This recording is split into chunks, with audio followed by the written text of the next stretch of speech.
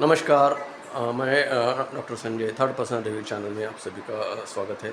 Third person review channel हम इसलिए बनाए हैं कि ना तो हम किसी एक का पक्ष लेते, किसी दूसरे का पक्ष लेते, हम किसी के अगेंस्ट बोलते, ना किसी के बाजू में बोलते। ये जनरल पब्लिक जैसा थर्ड पर्सन एंगल से कैसा सोचती है, उस हिसाब से सोचने के लिए और कुछ डिस्कशन करने के लिए और कुछ फ्यूचर सजेशंस देने के लिए बनाने वाला है। तो आज का जो वीडियो जो है, जो भारत पाकिस्तान में जो सीज फायर हुआ है, जो युद्ध विराम हुआ है, उस पे मैं बनाने की कोशिश कर रहा हूँ।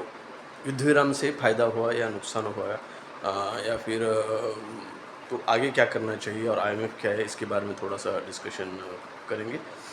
एक तो वार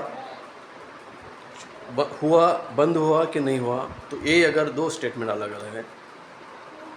पाकिस्तान की तरफ से देखा जाए तो ये युद्ध विराम नहीं हुआ है। भारत की तरफ से देखा जाए तो ये युद्ध विराम नहीं हुआ है। लेकिन किसकी तरफ से हुआ है? अमेरिका की तरफ से देखा जाए तो ये युद्ध विराम हुआ है। उनका स्टेटमेंट है कि भाई भारत और पाकिस्तान ने सीज फायर किया है, युद्ध विराम किया है, दोनों को हम बधाई देते हैं, बहुत बहुत बधाई। ये दोनों, ये ट्रम्प साहब ने और उनके विदेश मंत्री स्टेटमेंट किया है। तो वो चाहते हैं कि देखो, युद्ध से किसका फ़ायदा नहीं हुआ। हम भी चाहते हैं कि युद्ध ही ना हो। युद्ध से किसका अगर नुकसान हुआ है तो सिर्फ दोनों तरफ से नुकसान होता है। गोली को और तलवार को सिर्फ खून मांगता है। एक बार निकल गई तो खून लेके ही बाहर आती है। ना तो उसको हिंदू होता है, ना मुसलमान होते, न सिख होती, ईसाई होती, न कोई धर्म और जात, उसमें कुछ लिखा नहीं होता है। जब निकलती है तो किसका मर्डर और खून करके बाहर निकल जाती है।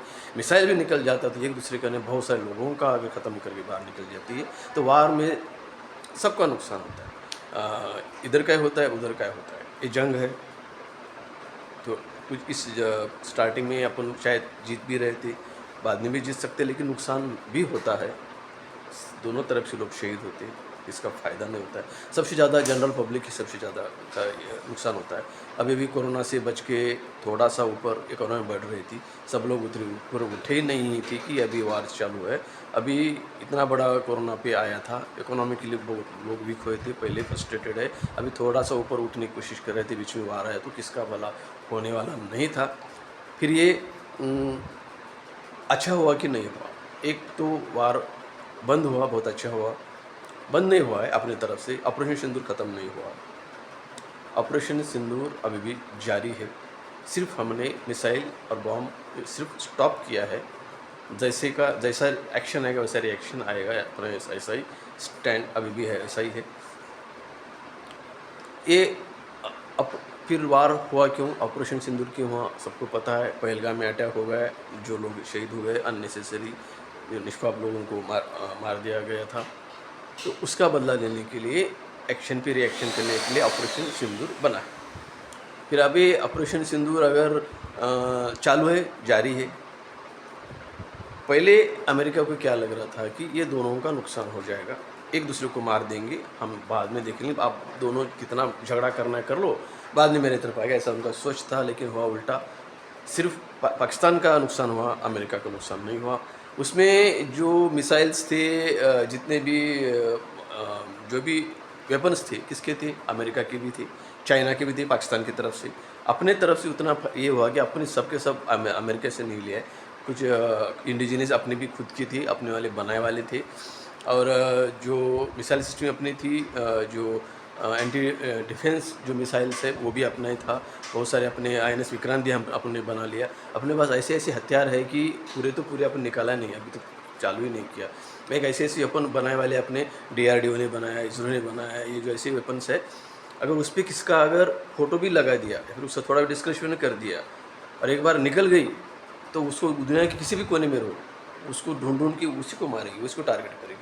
जैसे श्री कृष्ण जी का वो सुदर्शन चक्र था, एक पे पीछे अगर छोड़ दिए, एक बार छोड़ दिए, फिर वो किधर भी छुपो, स्वर्ग में जाओ, नर्क में जाओ, पाताल में, उसके पीछे लग लग वो मारे गए।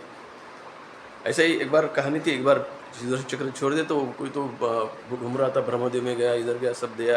फिर जब उसको बोला भाई इसको कोई रोक नहीं पाएगा, रोकना है तो सिर्फ वो श्री कृष्ण जी रोकेंगे, फिर उधर आना पड़ेगा, ऐसा होता है। अपने पास ऐसी भी हथियार बनाने वाले हैं कि एक बार अगर चला गया तो फिर वो उसका नाम भी पूरा उसका रजिस्ट्रेशन करके AI जनरेटेड सब है, तो उसको ही मार के बिल्कुल वापस आ सकते हैं, ऐसे अपने पास है। तो पूरा निकाला नहीं, तो इसलिए ड्रोन भेज रही थी, 300-400 जो ड्रोन भेजे थे ना, मतलब ये कितना डिफेंस कर सकते, क्या क्या है भाई पूरे, ये सबको पता नहीं, अमेरिका को नहीं पता, चाइना को नहीं पता, सब लोगों से अपना जो सिक्योरिटी प्लान है, उनको लग रहा था कि क्या क्या निकले, हम देखे तो सही कितना उनका कितनी औकात है, कितना जा सकते उस दूसरी तरफ से ऐसा देख रही थी मैच, भारत पाकिस्तान की मैच है, चलो चलने दो, अपन टीवी में जाके बैठ जाते देख लेते, ऐसा उसका सोच रहा था। लेकिन यहाँ पे उल्टा ही हो रहा था, पाकिस्तान नीचे आ रहा था, भारत का पगड़ा ऊपर हो रहा था। प्रॉब्लम ऐसा मैं इसके पहले ही बोला था, POK जो है, POK जो है पाक ऑक्युपाइड कश्मीर जो है, उसमें गोल्ड माइंस निकल रहे हैं, मिनरल्स निकल रहे हैं, इतना बड़ा वहाँ पे है, वो पाकिस्तान निकाल नहीं सकता है, उसकी उतनी औकात नहीं कि वो उसमें से निकाल पाए जो माइनिंग कर सकते, इसलिए चाइना उसमें इंटरफेयर करके वहाँ से माइनिंग को वर्ल्ड्स को उसको निकाल रहा है। तो उसके जो निकाल रहा है, तो अमेरिका भी चाहता है कि उसके जो गोल्ड माइंस जो है अपने तरफ आए। वो सोच रहा था कि अगर इंडिया अगर अंदर जाता था, इंडिया अगर ज़्यादा अगर ये ऑक्युपाइड कश्मीर को अगर खींच लेता था, वो अपने तरफ चला जाता, तो उसका पावर किसका होता, इंडिया का होता था, फिर अमेरिका उसमें इंटरफेयर नहीं कर पा सकता था। इसलिए उसको ज़्यादा देर ये युद्धों को लेके नहीं जाना था, और पूरा का पूरा पाकिस्तान अपने अंदर लेना अमेरिका के लिए अच्छा नहीं लग रहा था। इसलिए उन्होंने क्या किया, ये स्टॉप कर दिया, और ये वार भी ट्रीटी करके उसको स्टॉप करने का उसका पहले से ही प्लान था। तो वो उसमें थोड़ा सा वो सक्सेस हो गए। अभी जो IMF के जो मैं बताता, IMF क्या है एक्चुअली, IMF और वर्ल्ड बैंक उसको सिस्टर बोलते हैं, सिस्टर एक ही बार में उन्होंने उनका ओरिजिन हुआ है। मतलब वर्ल्ड वॉर ख़त्म होने के बाद जो गैट हुआ था, उसके बाद में गैट के बाद में WTO आ गया, फिर ये दो बैंक्स, इसका IMF और वर्ल्ड बैंक, इसका ओरिजिन हो गया। और ये दोनों का जो हेडक्वार्टर वाशिंगटन DC में है, और उसके जो मेन बॉस होते, गवर्नर होते, उसके भी बोर्ड ऑफ गवर्नर्स होते, ऐसा उनका स्ट्रक्चर है।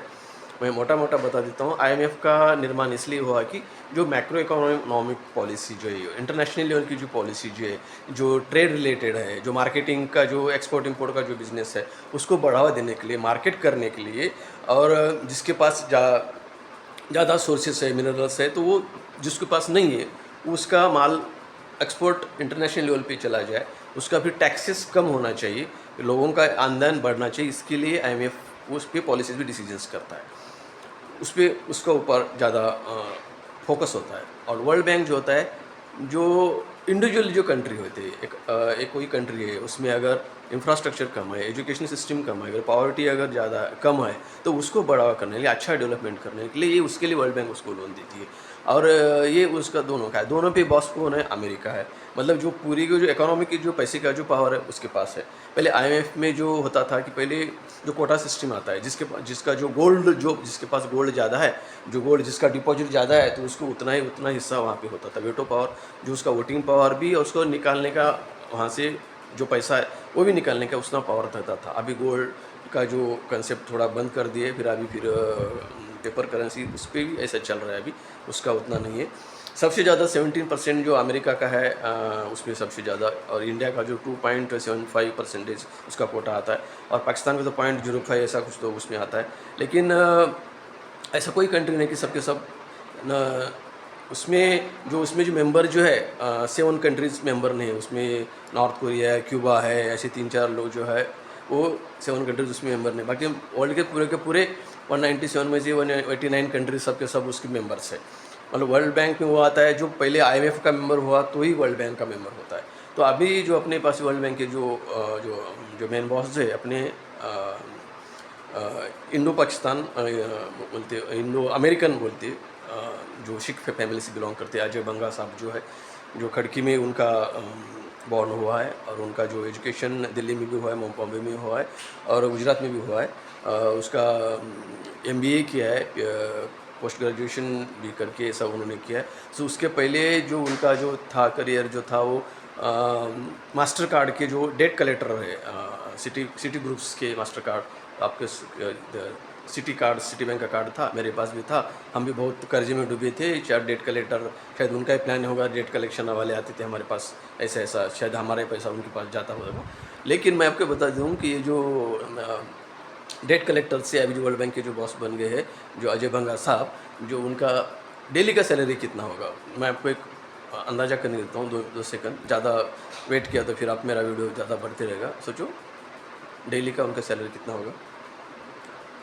1 million per day, 2 million per day, मतलब 1 मिलियन में जो होते हैं 10 लाख होती है। ओके, फिर 1 lakh, 2 lakh, 3 lakh, 4 lakh, 10 lakh, 20 lakh per day, 40 lakh per day, 50 lakh per day उनका था। 50 लाख पर डे ये उनका डेली का है। जो मास्टर ग्रुप थे उस टाइम पे भी कलेक्शन करते करते उनका भी सैलरी बढ़ रहा था। 400 मिलियन कुछ तो उन्होंने कंपेंसेशन भी लिया, सिटी ग्रुप से लिया था। तो ये फिर अपने दम पे वहाँ पे गए। उनको पद्मश्री अवार्ड भी इंडिया की तरफ से मिला है, बहुत सारे अवार्ड्स मिले वाले। तो पहले 2-3 प्रेसिडेंट के अमेरिका के अंडर काम करते करते यहाँ तक आए। अभी वर्ल्ड बैंक के अभी प्रेसिडेंट बन चुके हैं अभी वो। उनको 2 डॉटर भी है, आदित्य और ज्योति का। ज़्यादा सोचना मत, इनकी दोनों की शादी हो चुकी है। तो इतने बड़े रिच आदमी की और 2 डॉटर्स भी है, उनको भी जमाए भी है, उधर इंडिया के नहीं बाहर की है। तो ये इसलिए IMF अभी आया है कि ये लोन किसको दिए है, पाकिस्तान को दिए। अभी ऐसे लोन नहीं देते, अपन गए बैंक में, चलो लोन दे दो भाई, तो अपनी देखते अगर गवर्नमेंट है तो आपकी सैलरी कितनी है उस हिसाब से मिलता है।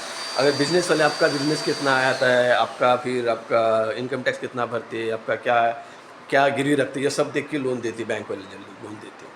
लेकिन IMF और वर्ल्ड बैंक ये जो लोन देते हैं उस हिसाब से देते हैं कि अपना पगड़ा उन पे जाए, तो लॉन्ग टर्म का उनका रहता है। तो लॉन्ग टर्म में उन्होंने क्या है, टर्म्स एंड कंडीशंस होते हैं, विदाउट टर्म्स कंडीशन लोन नहीं देते।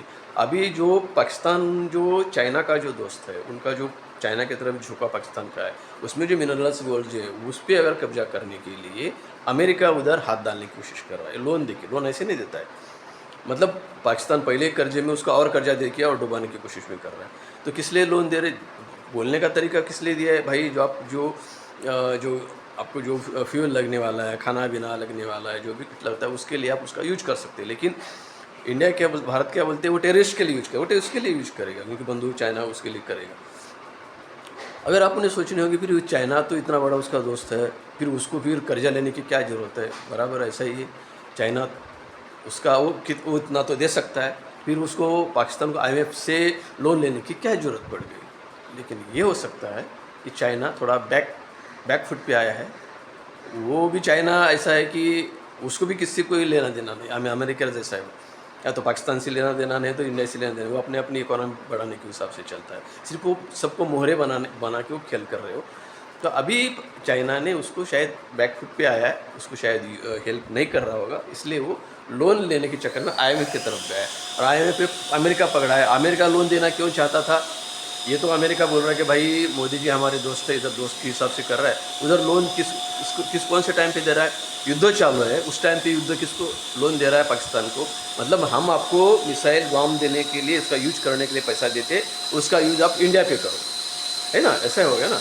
तो उस हिसाब से वो दे रहा था। फिर उसकी टर्म्स कंडीशन अभी क्या है, टर्म्स एंड कंडीशन में उसका ऐसा आया है कि भाई हम आपको लोन दे रहे हैं कि आपके जो लोग हैं उस लोगों में टैक्सेस बढ़ाना है, जितने टैक्सेस हो सके जनरल पब्लिक के टैक्सेस लगाओ, ये उसकी कंडीशंस है।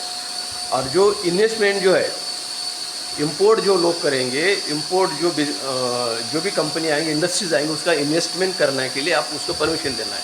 और सबसे ज़्यादा कंपनियां अमेरिका पाए, उन पर इन्वेस्टमेंट करना है। किस कहाँ पे करना है, POK में करना है, गोल्ड माइंस उसको भी निकालने का है। ये इन्वेस्टमेंट कराने के लिए उसे टर्म्स कंडीशन है, मतलब पैसा किस लिए दे रहा है, ये इस टर्म्स एंड कंडीशन पे बेस पे दे रहा है, मतलब और उसको डुबाने की कोशिश भी कर रहा है। मैं अभी पाकिस्तान के बारे में अभी पहले ही बता देता हूँ कि पाकिस्तान एक ऐसा देश है, उसका जो मेन बॉस है, जो प्राइम मिनिस्टर, जो उसको कोई सुनता ही नहीं। फिर सुनता किसका है, जो मिलिट्री के बॉस है उसकी सुनते हैं, जो मुनीर साहब जो उसका सुनते हैं। और वो और जो करते वो अपने दिल से करते, उसमें भी अलग अलग पार्ट्स आते हैं।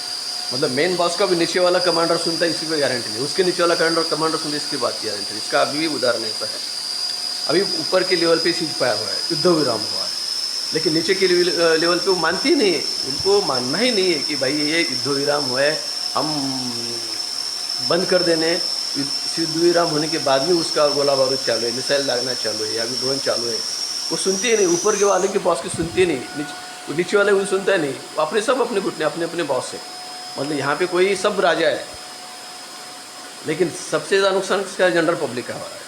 भारत की जनरल पब्लिक का होगा, उधर के जनरल पब्लिक का होगा। तो ये इंडिया पाकिस्तान अभी बोल रहे हैं कि इंडिया पाकिस्तान सबसे ज़्यादा वार है, सबसे ज़्यादा दुश्मन है, ऐसा नहीं, कभी कुछ हो सकता है। इधर कौन सी पार्टी किसके पास जाके दोस्त हो सकते हैं पॉलिटिक्स में, तो उसका क्या उधर भी हो सकता है। अगर समझो इंडिया पाकिस्तान दोस्त हो गए तो चाइना किसको साथ देगा, अभी कोई गारंटी नहीं। अमेरिका तो इसका ही चला जाएगा। फिर हो सकता है इंडिया, पाकिस्तान, चाइना, ये रशिया, इनकी युति हो जाए, और अमेरिका, जापान, जो उनके फ्रांस जो है उनका युति हो जाए। फिर इनका कभी ना कभी झगड़ा, ये इकोनॉमी के बेस पे होने वाला है। किसकी इकोनॉमी बढ़ रही है, जिसको नीचे करने के लिए ये सब वार चल रहे हैं। मिसाइल्स बनाए वाले, इतने वार वेपन्स बनाए, ये कहीं पर तो खर्चा करना चाहिए ना। जब तक तुम युद्ध नहीं करेंगे कैसे खर्चा करेंगे, जब तक युद्ध, फिर मिसाइल और ये सब जो वेपन्स लें उसके लिए पैसा लगता है। फिर पैसा के लिए क्या करना पड़ेगा, फिर आपको तो मतलब राइट वेट से अगर गए, अगर अच्छी तरह से गए तो कोई उतना नहीं आता है उसको, फिर बैक डोर से ही आपको काम करना पड़ेगा, स्मगलिंग करना पड़ेगा, जो बुरे काम करना पड़ेगा, जो टेररिस्ट करना पड़ेगा, उसके बाद ही ये सब पैसा आएगा ना। ये उनका ऐसा है। तो उस हिसाब से अभी जो वार का फ़ायदा हुआ कि नहीं हमको नहीं पता, लेकिन जितनी जल्दी स्टॉप हो वो ठीक है। लेकिन ये थोड़ी सी पॉलिटिकल लेवल पे अपनी गलती ये हुई है, अगर ये जाते जाते स्टॉप करते करते अगर ये भी अभी भी चांस है एक दिन के बाद, और जो मिलिट्री के बॉस लोगों की अभी मीटिंग होने वाले है, उसमें सिर्फ ये भी कंडीशन अगर रख दिया जाए, ये युद्ध क्यों स्टार्ट हुआ, ऑपरेशन सिंदूर क्यों हुआ, जो मासूम लोगों की जान चली गई, ये कंडीशन ये रखनी चाहिए। जो 5 लोग जो गए हैं उसको इंडिया के हवाले करना। जो बड़े बड़े टेररिस्ट है अभी मरे नहीं हो, अभी जिंदा है। 100 अगर टेररिस्ट मर गए, अपना स्टेटमेंट है, पूरे मर नहीं गए। जो मेन बॉस अभी भी जिंदा है, जो मास्टरमाइंड अभी भी जिंदा है, तो वो मास्टरमाइंड को हमारे हवाले कर दो। वो तो करेंगे नहीं, ये कंडीशन रखना है अभी। उनको भी हमारे हवाले कर दो, 5 लोग उनको भी हवाले कर दो, और पीओक्यू जो है पीओक्यू भी हमारे हवाले कर दो। इस टर्म्स का कंडीशन पे ही अभी ये वार सीज़फायर कंप्लीट बंद होना चाहिए। ये अपने सिर्फ इतना ही बता दिए कि एक्ट ऑफ वार आपने किया। एक्ट ऑफ वार मतलब अगर गलती से उधर से कुछ गोलीबार आ गए, कुछ अगर तुम टेररिस्ट अटैक किया, तो हम आपको वार समझ के आप पे अटैक करेंगे, मतलब और आपके सोचेंगे, फिर करेंगे। और जैसा पहले हम दूसरा होने के बारे में अपन वेट करेंगे, ऐसा वेट एंड वॉच यहाँ पे नहीं होता है। वार में तो वार होता है, तो इसमें खून चला जाता है, जिसके आंसू जाते हैं उसको पता होता है। तो इसके लिए इसकी वेट नहीं करना चाहिए। अभी जो एक दिन के बाद जो होने वाला है उसमें भी टर्म्स कंडीशन रख के उन लोगों को, टेररिस्ट को यहाँ के लाने के लिए वो उसमें टर्म्स कंडीशन ऐड कर देना चाहिए। और पीओक्यू का जो अगर पहले से अगर समझो बोले हमको नहीं देंगे, अगर उधर उसका ही रहना चाहिए। वो अगर हो गया तो उधर बहुत जंगल है, उधर से लोग कितना भी आ सकते हैं, उसको बंद नहीं कर सकते, ऐसा अगर कहना है किसी लोगों का। तो मैं ये बोलता हूँ कि मेरा सोचना है जितना झाड़ जंगल, जितना फॉरेस्ट है, सबको सब एक तो पूरा ख़त्म कर दो। नहीं तो ऐसा नहीं कि जो अभी साउथ में जैसा पूरा एक फॉरेस्ट को ख़त्म कर दे, पूरा एनिमल जा रहे, एलिफेंट जा रहे, सबको भूखे मर जा रहे, ये ऐसा माहौल नहीं होना चाहिए। इतनी झाड़ी ऊपर के काटनी चाहिए, मतलब ऊपर से देख गए या तो नीचे कोई छुप गया तो दिखना चाहिए। कोई एक बंकर भी गया तो मैं अगर बंकर में भी छुप रहे, झाड़ी में जा रहे, तो वो छुपना नहीं चाहिए। उस हिसाब से अगर कर दिए तो अपना काम हो सकता है, लेकिन थोड़ा प्रिकॉशन लेके करना पड़े, एनिमल्स को नुकसान ना हो, ज़्यादा अच्छे पुराने ट्रीज़ को भी नुकसान ना हो। उस हिसाब से ये अगर काम करना चाहिए। और जो पाक ऑक्युपाइड कश्मीर को अपने कंट्रोल में लेना चाहिए। लाइन ऑफ जो कंट्रोल जो है उसमें जो फेसिंग जो है इतनी अच्छी स्ट्रॉन्ग से बना देना चाहिए, कोई भी अंदर से काट के अंदर घुसना नहीं चाहिए। इस सब से अगर के कर दिया तो ही अपना ये ऑपरेशन सिंदूर सक्सेस हो सकता है। और जो 5 लोगों को जो गए हैं, मार के जो गए हैं, उनको जिसके सिंदूर मिटा दिए गए उस लेडीज़ के हवाले से उनको कर देना चाहिए, सबके सामने उसको गोली मार देना चाहिए, तभी ऑपरेशन सिंदूर सक्सेस हुआ ऐसा हम बोल सकते हैं। आपका युद्ध का जो नतीजा है, जिसके कारण आपने जो ऑपरेशन सिंदूर बनाया, तभी सक्सेस हो सकता है। उसको 5 लोगों को यहाँ पे लाओ, सबके सामने उसको गोली से उनकी लेडीज़ हाथ से मारने के लिए उनको परमिशन दिया जाए, तब ये जाके ऑपरेशन सिंदूर ख़त्म हो गया है। अगर इसको कंटिन्यूसली अगर कराना है, अगर दहशतवाद ख़त्म ही कर देना है, तो पाकिस्तान पे जितने ही जो है जैसा जो वाटर का जो ट्रीटी है वो भी कभी अभी बंद मत करना चाहिए, और जितनी इकोनॉमिकली जिस पे कंट्रोल कर सकती वो भी कर देना चाहिए। और थर्ड पार्टी जो है अमेरिका है जैसे, उसको इंटरफेयर करने के देने का मौका कभी नहीं देना चाहिए, क्योंकि वो लोग इंटरफेयर इसलिए करते हैं कि बाद में अपने पे ही वो अटैक करते हैं, इसलिए उनको दूरी रख देना चाहिए। ये भारत और पाकिस्तान की जो लोगों को सोचना चाहिए, जो बड़े बड़े पॉलिटिशियंस है, जो पॉलिसीज़ मेकर, उनको ही सोचना चाहिए कि बैठ के भाई मेरा अगर वीडियो उनकी तरफ गया तो वो भी सोचना चाहिए कि इस पर सोच लीजिए। कभी भी आपका भारत और पाकिस्तान एक हो सकते, भाई भाई हो सकते। अमेरिका कभी आपका दोस्त नहीं हो सकता, कभी वो आपका दोनों का दुश्मन ही हो सकता है। तो उसके बारे में ज़्यादा मत सोचो। जैसा अभी बीच में चैनल वाले भी बोल रहे थे कि भाई उन्होंने फेक न्यूज़ दी तो हमने भी फेक न्यूज़ देना चालू कर दिया। अब मैं यही बताना चाहता हूँ कि आप you are the only commentator का क्या काम है? अगर ये मैच चालू है भारत पाकिस्तान की, में किसकी मैच, क्रिकेट की मैच चल रही, तो अगर कोई बोल्ड हो गया, किसी ने 6 मारा तो 6 ही बोलो, आउट हुआ मत बोलो। किसने अगर 4 मार दिया तो उसको 1 ही रन बोलो, ऐसा ऐसा मत बोलो। आपके बोलने से कुछ फ़र्क नहीं पड़ने वाला है। या आपकी कमेंटेटर ही वो जो मैच खेलने वाला है क्रिकेटर, उनके पास आवाज़ नहीं जाती, सिर्फ जनरल पब्लिक के पास जाती है। अगर वो देख रही है भाई ये आउट हो गया है, नहीं 6 मारा है, 6 मारा है, अगर बोल रहे नहीं वो नहीं 6 नहीं मारा, आउट हो गया, नहीं आउट नहीं, ये आपके बोलने से कुछ होने वाला नहीं। आपको जो न्यूज़ है सही की सही न्यूज़ आपको बताना है। लोगों का स्टैंडर्ड इतना बढ़ चुका है, इतना मोरल है, वो मोरली बहुत स्ट्रांग है, लेकिन उसको फेक न्यूज़ मत देना। जो जैसी न्यूज़ है वैसी ही दीजिए। फिर वो पाकिस्तान के रिपोर्टर्स हो, फिर इंडिया के रिपोर्टर्स हो, जो सही है। पाकिस्तान के रिपोर्टर बहुत सारे गलत रिपोर्टर दे रहे कि हमने राफेल उड़ा दी, उनके लोगों को अटक कर दिया, ऐसा फेक न्यूज़ देने से पाकिस्तान के लोगों का मोरल नहीं बढ़ता है। अपने वाले भी ऐसा मोरल फेक न्यूज़ देने से कि अब यासीन मुनीर को पकड़ लिया, उस पर कराची में कब्जा हो गया, पूरा पाकिस्तान बर्बाद हो गया, ऐसे भी न्यूज़ मत देना। लोगों को न्यूज़ पे भरोसा होता है, ऐसे न्यूज़ मत देना। जिस फेक हो, जो सही है दीजिए। लोगों को मोरल बहुत अच्छा स्ट्रांग है। और इतना ही कह के, और बी अलर्ट, अभी भी ख़त्म नहीं हुआ है, वार अभी भी जारी है। अलर्ट रहो, ज़्यादा उसको हाइपर मत करना, क्योंकि बाहर से तो निपटाने की मिलिट्री जैसे सब स्ट्रांग है, लेकिन अंदर से निपटाने के लिए भी गवर्नमेंट है, मिलिट्री यहाँ पर भी सब लोग हैं, लेकिन फिर भी आप एज जनरल पब्लिक भी आप अलर्ट रहो, क्योंकि कौन कब यहाँ पे कर सकता है। यहाँ पे दुश्मन कौन है, बगल में चोरी, ऐसा बोलते हैं ना, हाथ में वो, ऐसा घर के अंदर ही कोई कभी चोर होते, उसको समझ के सोच के अपना ख्याल रखो, परिवार वालों का ख्याल रखो, देश का ख्याल रखो। थैंक यू वेरी मच, धन्यवाद। जय हिंद, जय भारत।